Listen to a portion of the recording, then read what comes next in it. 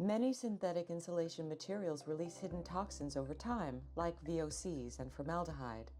Most of us recognize the pink fiberglass stuff. Over time, it slumps, loses effectiveness, and contains chemicals. One natural solution is hemp fiber. Yes, the same plant that is known as cannabis. Except this kind does not make you high since it contains no more than 0.3% THC.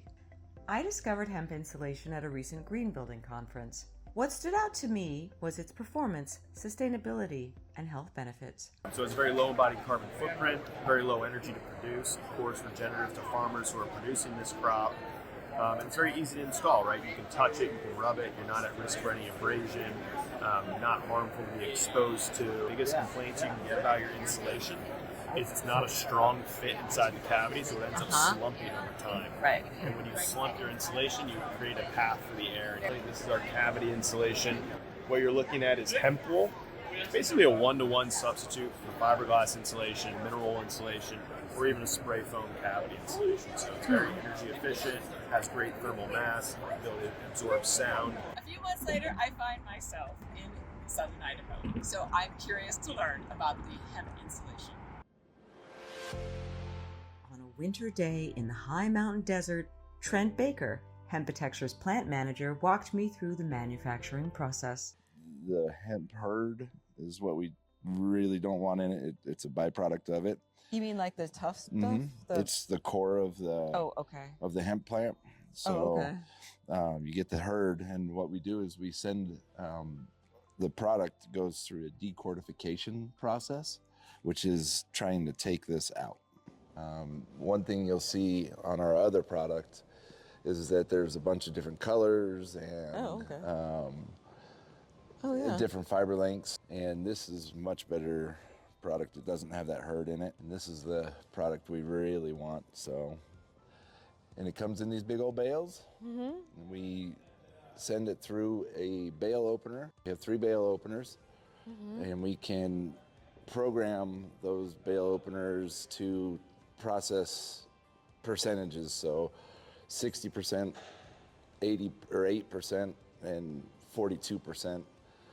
So we get that 92% hemp, and then the binder material, which is a polyester blend. It's a recycled polyester. The refining process is aimed at achieving the highest R value, resistance to heat. You have your different R values that are in the building process. So we make the 2-inch, 3.5-inch, 5.5-inch, and 7.5-inch. Oh, you do? 16 on center and 24 on center, just depending on what your wall sizes are. After the hemp fiber is compacted, it's run through a combing process that further pulls the hemp blend apart.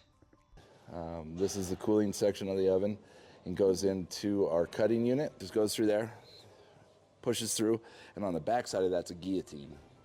Okay. So a guillotine cutter then cuts it to either the width or length, whichever opposite of what we're cutting in here. Comes through this, then we bundle it based on whatever product we're making to get the most height we can get to still load on trucks. One of the best things is we have what's called a recycler. So all of the waste material or cut edges that we have actually gets fed back into this unit, which goes straight back into the blending box. So we don't have waste. And hemp isn't just for insulation. Hempitecture has also developed hemp-based carpet pads, rigid insulation, and hempcrete, a natural alternative to concrete. They're even working with recycled materials like denim and exploring sustainable food packaging. Sustainable high-performance materials like hemp, reclaimed wood, recycled steel, and low VOC finishes are in demand. More homeowners are prioritizing health, energy efficiency, and making these upgrades a smart investment for both your well-being and your resale value.